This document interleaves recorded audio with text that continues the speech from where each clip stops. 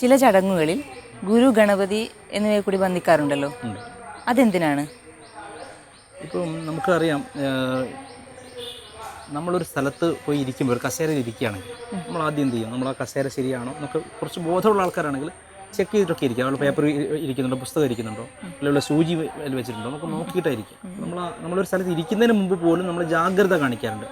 അത് ആ ഇരിക്കുന്ന ഇരിപ്പിടം ശുദ്ധമാണോ, അവിടെ ഇരിക്കാമോ നമുക്ക് നോക്കാറുണ്ട്. ഇതുപോലെ നമ്മളൊരു വിശുദ്ധമായ ഒരു ചടങ്ങ് ചെയ്യുമ്പോൾ, അല്ലെങ്കിൽ നമ്മൾ പ്രാമുഖ്യം കൊടുക്കുന്നൊരു ചടങ്ങ് ചെയ്യുമ്പോൾ ആ ചടങ്ങ് പൂർണ്ണമായി തീരണം, അതിന് വിഘ്നങ്ങൾ വരരുത്, തടസ്സം വരരുത്. അതിന് പ്രകൃതിയിലെ തന്നെ അധിഷ്ഠാന ശക്തികളെയാണ് ദേവതകൾ എന്ന് പറയുന്നത്. ഈശ്വരൻ എന്ന് പറയുമ്പോൾ അവിടെ ഭാവം മാറി. എല്ലാറ്റിലും നിറഞ്ഞിരിക്കുന്ന, എല്ലാറ്റിനെയും ഭരിക്കുന്ന ഒന്നിനെയാണ് ഈശ്വരൻ എന്ന് പറയുന്നത്. പക്ഷെ അതേ സമയത്ത് തന്നെ ദേവതകൾ എന്ന് പറയുമ്പോൾ അതേ ഈശ്വരൻ്റെ തന്നെ അധിഷ്ഠാന ശക്തികൾ ഭൂമിയിൽ അല്ലെങ്കിൽ പ്രപഞ്ചത്തിൽ അധിഷ്ഠാന ശക്തികളായിരിക്കുന്നു. അപ്പോൾ അതിൽ പ്രമുഖമായ അല്ലെങ്കിൽ ആദ്യം വന്ദിക്കേണ്ടുന്ന ഒരു ശക്തിയായിട്ടാണ് നമ്മുടെ നാട്ടിൽ ഗണപതിയെ ഉപാസിക്കുന്നത്. ഇപ്പോൾ ഗണപതി എന്ന് പറയുമ്പോൾ തന്നെ അവിടെ ആ ശബ്ദത്തിന് വലിയ അർത്ഥതലങ്ങളുണ്ട്.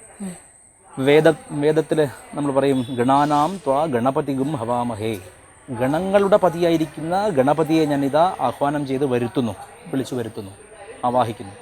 ഇപ്പോൾ ഗണങ്ങളുടെ പതി എന്ന് പറയുമ്പം എന്താണ് അവിടെ ഗണം? വേദം എന്ന് പറഞ്ഞാൽ തന്നെ മന്ത്രങ്ങളുടെ ഗണമാണ്, മന്ത്രങ്ങളുടെ കൂട്ടായ്മയാണ്, മന്ത്രങ്ങളുടെ സഞ്ചയമാണ്. ആ മന്ത്രങ്ങളുടെയൊക്കെ പതി ആണ് ഗണപതി എന്നാണ് പറഞ്ഞിരിക്കുന്നത്. അപ്പം ഞാൻ നേരത്തെ പറഞ്ഞല്ലോ, ചില ആശയങ്ങൾ അഗ്നി എന്ന ആശയത്തെ സുബ്രഹ്മണ്യനായിട്ട് കാണുന്നു. അങ്ങനെയാണെങ്കിൽ മന്ത്രങ്ങളുടെ മൊത്തം രാജാവ് അല്ലെങ്കിൽ മന്ത്രങ്ങളുടെ മൊത്തം പതി, നാഥൻ എന്ന് പറയുന്ന ആ മന്ത്രശബ്ദത്തെയാണ് ഇവിടെ ഗണപതി എന്ന് പറയുന്നത്. അതെന്ത് മന്ത്രശബ്ദമാണ്? ഗണപതിയെ പൊതുവെ പറയാറുണ്ട് പ്രണവസ്വരൂപൻ.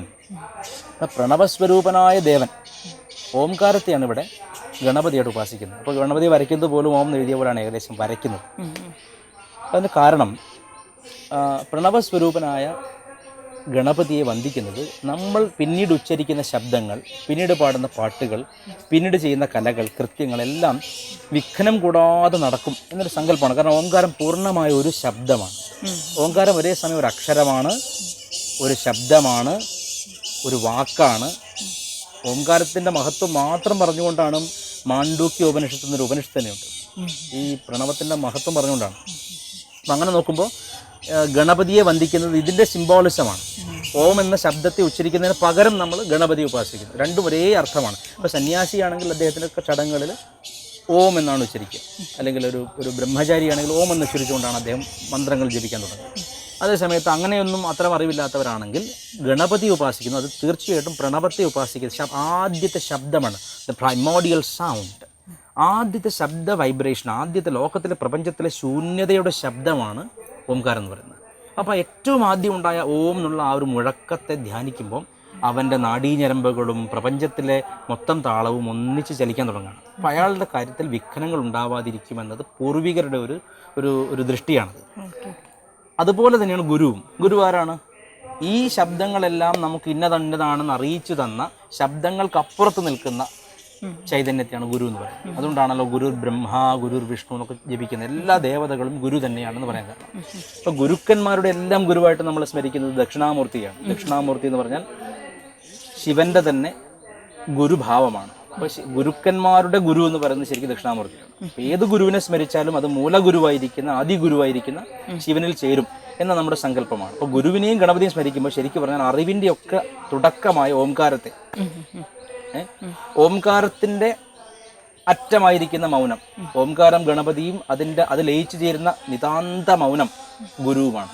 അപ്പോൾ അത്രയും സൂക്ഷ്മമാണ് നമ്മുടെ എല്ലാ ചടങ്ങുകളും. പക്ഷേ ആ സൂക്ഷ്മത നമ്മൾ വേണ്ടത്ര പഠിക്കുന്നില്ല, ആ സൂക്ഷ്മതയെപ്പറ്റി അറിയുന്നില്ല. അതുകൊണ്ടാണ് അതിൻ്റെ ഒരു ബഹുമാനം കുറഞ്ഞു പോകുന്നത്. വെറുതെ ഒരു വിളക്ക് തെളിച്ചിട്ടോ അല്ലെങ്കിൽ ഒരു പാട്ട് പാടിയിട്ടോ അല്ല, അതിന് ഈ ഭാവം ഉൾക്കൊള്ളണം. ഇതിന് ഇത്രയും വലിയൊരു ആശയ തലമുണ്ട് എന്ന് കണ്ടു കഴിഞ്ഞാൽ നമ്മൾ ചെയ്യുന്ന ചടങ്ങുകളിലൊക്കെ വിശുദ്ധി നിറയും. എന്തിനാണ് ഈ പ്രാർത്ഥന ചെയ്യുന്നത്? ഞാൻ നേരത്തെ പറഞ്ഞു, പ്രപഞ്ചത്തിൻ്റെ മൊത്തം താളവും നമ്മുടെ ശരീരത്തിൻ്റെ താളവും ശ്വാസത്തിൻ്റെ താളവും ഒന്നായി തീരുമ്പോൾ നമ്മൾ പെർഫെക്റ്റ് യോഗം എന്ന് പറയുന്നതാണ്. പെർഫെക്റ്റ് ആയിട്ട് നമ്മുടെ എല്ലാത്തിൻ്റെയും ഒരു ഉണ്മ ഒന്നാണെന്ന് തിരിച്ചറിയും. ആ ഹാമണി വരും, അത് നമുക്ക് നമ്മുടെ ഏകസ്വരത വരും. അതിന് വേണ്ടിയിട്ടാണ് ഇത് ചെയ്യുന്നത്. മനസ്സിൻ്റെ ടെൻഷൻസൊക്കെ കുറയാൻ, ആങ്സൈറ്റി കുറയാനൊക്കെ. ഇപ്പോൾ ഓംകാരം ജപിക്കുന്നതിന് ഒരു ചികിത്സയാണ്. ഇപ്പോൾ ഒരാൾ നാഡീഞരമ്പുകൾക്ക് ശക്തിയില്ലാത്ത ആളാണെങ്കിൽ ഓംകാരം ജപിക്കുന്ന ശീലമാക്കി കഴിഞ്ഞാൽ അയാളുടെ നാഡീഞരമ്പുകൾ സ്വാഭാവികമായി പ്രവർത്തിക്കാൻ തുടങ്ങും.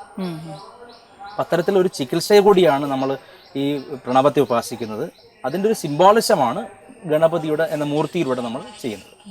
അത്രയാണ്. അപ്പോൾ അതിൽ എന്തിനാണ് പ്രാർത്ഥിക്കുന്നത് ചോദിക്കരുത്. ഒരു ഉദാഹരണം പറഞ്ഞാൽ ഇപ്പോൾ ഒരു സ്ഥലത്തൊരു യജ്ഞം നടക്കുകയാണ് മഴ പെയ്യാൻ വേണ്ടിയിട്ട്. അപ്പോൾ മഴ പെയ്യും, എന്തായാലും മഴ പെയ്യും എന്ന് പറഞ്ഞിട്ട് അവർ അനൗൺസ് ചെയ്തിരുന്നു.